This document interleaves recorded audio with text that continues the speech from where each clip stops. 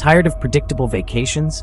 The kind where every resort looks the same, every pool is crowded, and the only adventure is choosing between a beach chair or a buffet line. Maybe you're craving something a little more invigorating. Looking for a destination where comfort is overrated and hypothermia is a feature, not a bug? Welcome to the Glacier, where the only thing more chilling than the wind is the realization that you signed up for this willingly.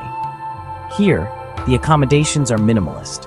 Think Arctic chic meets survival essentials. Your tent is your castle, and your sleeping bag is your only luxury. The air conditioning, permanently set to Arctic blast. Forget adjusting the thermostat. Here, the wind does it for you, and it never takes a day off. The landscape is a stunning, endless white, an infinite canvas of snow and ice, stretching as far as the eye can see. It's a view that's both humbling and a little bit intimidating. Forget infinity pools. Here, you get bottomless crevasses. Each step is a reminder that nature is in charge, and you're just a visitor in its frozen kingdom. And the thrill of wondering what you'll eat next? It's real. Will it be another freeze-dried meal, or will you finally master melting snow for soup? Every meal is an adventure in itself. The beauty of a glacier is its simplicity. No palm trees, no noisy markets, no distractions. Just you, the elements, and the raw, unfiltered power of nature. Here, the soundtrack is the unending howl of the wind and the crunch of your own frozen eyelashes. Every breath feels crisp, every moment feels earned. Your room is a trench in the snow, carved by hand and lined with hope. It's not much, but it's yours, and it's the coziest place for miles. The view is white meeting more white, a horizon that blurs the line between earth and sky. It's a scene that makes you feel both lost and found at the same time. The amenities? Unlimited frozen water, if you can melt it. Hydration is a full-time job, and every sip feels like a victory. The silence is profound, broken only by the occasional, terrifying crack of shifting ice beneath your feet. It's a reminder that the glacier is alive and always moving. If you're looking for a vacation that will truly change you, consider a glacier. Zero frills, maximum chills. It's not for the faint of heart, but it's unforgettable. The memories will last a lifetime, assuming you make it back to tell the tale. Every challenge becomes a story, every hardship a badge of honor. This is the story of my 5-star stay at the majestic, utterly unforgiving Glacier Grand Hotel, where luxury is measured in layers and survival is the ultimate amenity. And remember, at the Glacier Grand, checkout time is whenever a rescue helicopter feels like showing up. Until then, enjoy your stay, if you can. Every great misadventure starts with a plan. At least, that's what we told ourselves as we huddled around a crinkled map, shivering in the morning chill. The air was electric with anticipation, and our spirits were as high as the snow-capped peaks around us. Ours was a masterpiece of overconfidence, a symphony of bravado and blissful ignorance. We were convinced we had everything under control. The goal, a simple day hike across a famous Alaskan glacier. How hard could it be? The sun was shining, the sky was clear, and the world felt full of possibility. We had a map, a compass, and enough optimism to power a small city. Our backpacks were stuffed with snacks, extra socks, and a sense of invincibility. "It's a loop trail," Dave said, pointing confidently at a faint line that looked more like a coffee stain than a path. We all nodded, trusting his unwavering certainty. "We'll be back by sunset for burgers," he promised, and we all cheered, already tasting the victory meal. 3 hours in, the well-trodden path vanished beneath our boots, dissolving into a sea of white. We stopped, squinting at the map, then at the endless snow, or maybe it never existed at all. The realization crept in slowly, like the cold seeping through our gloves. Surrounded by identical ice formations, each more imposing than the last, we felt the vastness of the glacier closing in. We realized we'd been following random snow patterns, mistaking wind-blown ridges for trails. Our navigation strategy? Pure guesswork, dressed up as confidence. When faced with 2 wrong options, pick a third, definitely wrong one. The sun disappeared behind thickening clouds, the wind picked up, and our laughter faded. And then came the fog, shrinking our world to a suffocating bubble of white. The map was useless, a soggy relic in my pocket. The compass pointed north, but north meant nothing when every direction looked the same. We spun in circles, hoping for a sign. Dave turned to me and said, "Well, this isn't ideal." His voice was steady, but his eyes betrayed a flicker of doubt. The age of burgers was over. Our dreams of greasy comfort food faded, replaced by the gnawing reality of empty wrappers. The age of shivering had begun. We were officially lost, huddled together for warmth, our bravado melting away with the daylight. But as we looked out into the endless white, a strange excitement bubbled up. The adventure was just getting started, and we had no idea what was coming next. As dusk fell, the temperature plummeted. Our thin jackets felt like tissue paper. Shivering became our main activity, a frantic, involuntary dance marathon. Our first survival idea, keep moving to generate heat. We paced in circles, looking like lost penguins.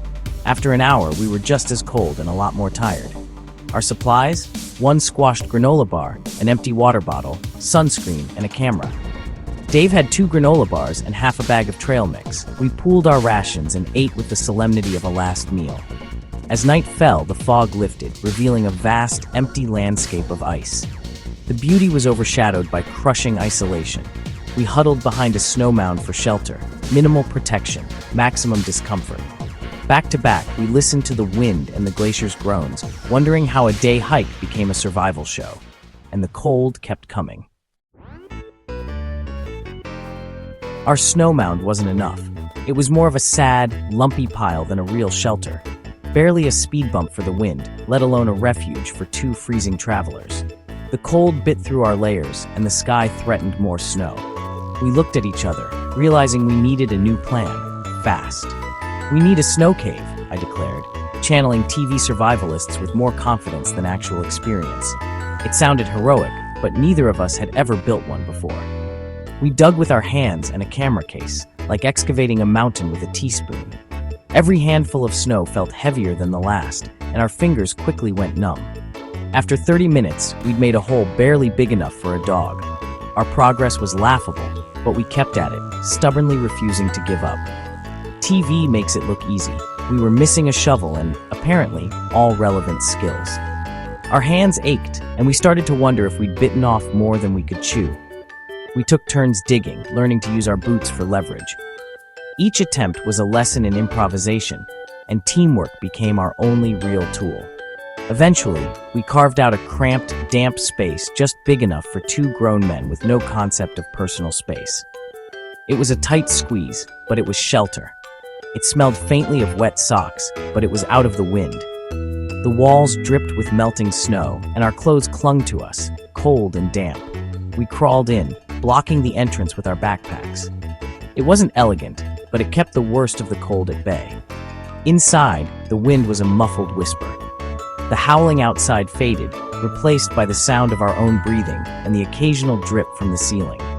It wasn't warm, but it was less cold. We could finally stop shivering long enough to catch our breath and laugh at our own incompetence. We huddled together, listening to each other's chattering teeth. Every shiver was a reminder that somehow we were still in this together.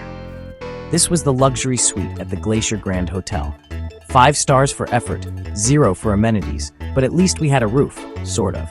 We'd built a terrible shelter, but it was ours. Pride and relief mingled as we admired our handiwork, flawed as it was. We had failed our way to survival. In the end, our mistakes became our teachers, and our laughter kept us warmer than any snow cave ever could. By day 2, hunger joined the party. Our granola bars and trail mix were gone. Surrounded by infinite water, all of it frozen, we tried melting snow in a bottle inside my jacket. Progress was glacial, pun intended. Each hour yielded a few drops of water. Conversation turned to food fantasies, burgers, pizza, anything hot. Salvation arrived as Dave found a forgotten emergency chocolate bar, frozen solid. We warmed it in our hands, broke it in half, and savored each tiny piece like treasure. By midday, we shared half a bottle of lukewarm, gritty water. It tasted of plastic and desperation, but it was wet. Fine dining, Glacier style, 1 square of chocolate and a bottle of hand-warmed snow melt. As the sun set on day 2, delirium set in. Hunger, dehydration, and exhaustion playing tricks on our minds. Ice formations became snowmen and pizza delivery vans. We started planning a luxury survival tour company. laughter became our last defense against despair. As darkness fell, the northern lights appeared. I narrated the show like a sports commentator. Dave hummed 80s pop songs. We were two lunatics on a block of ice, finding absurdity in misery. The cold was relentless, but our minds escaped. We weren't just lost hikers, we were kings of our icy kingdom. Sometimes, laughter is the only survival gear you need. Want an unforgettable glacier trip? Follow my field-tested rules.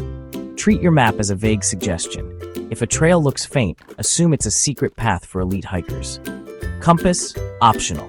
Just guess if it gets cloudy. Pack light. One thin jacket, a single granola bar, and an empty water bottle for melting snow. Leave communication devices at home. Rely on the thrill of being truly on your own. Don't tell anyone your plans. Let your return be a surprise. Most importantly, maintain unwarranted optimism. When the fog rolls in, see it as an opportunity for impromptu camping. Shivering in a snow trench? Call it an extreme spa treatment. Follow these tips, and your trip will be unforgettable, if you survive to tell the tale. On the third morning, just as I was explaining my theory that glaciers feed on human optimism, we heard it, a distant thumping. At first, we thought it was another hallucination, but it grew louder, a helicopter. We scrambled out of our snow cave, watching as it landed nearby. Our rescuers, alerted by our worried friend, looked more serious than amused. Wrapped in warm blankets and handed hot tea, we felt civilization return. As we lifted off, I looked down at our tiny snow cave, a scar on a monstrous river of ice. From above, we were just two specks in an indifferent wilderness. The helicopter's noise was the sweetest sound in the world. Our 5-star stay at the Glacier Grand Hotel was over. Checkout complete.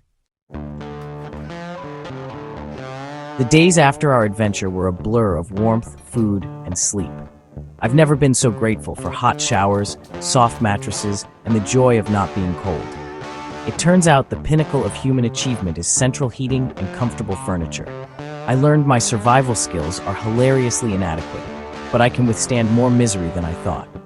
Most importantly, humor is the best survival gear. Travel is unpredictable. Sometimes, a day hike becomes a 48-hour ordeal. These are the stories that stick with you, the ones you tell with horror and laughter. Would I recommend getting trapped on a glacier? Absolutely not. But am I glad it happened? In a weird way, yes. It was a lesson in humility, resilience, and the beauty of a warm cup of tea. And it gave me a lifelong appreciation for the simple pleasure of being indoors.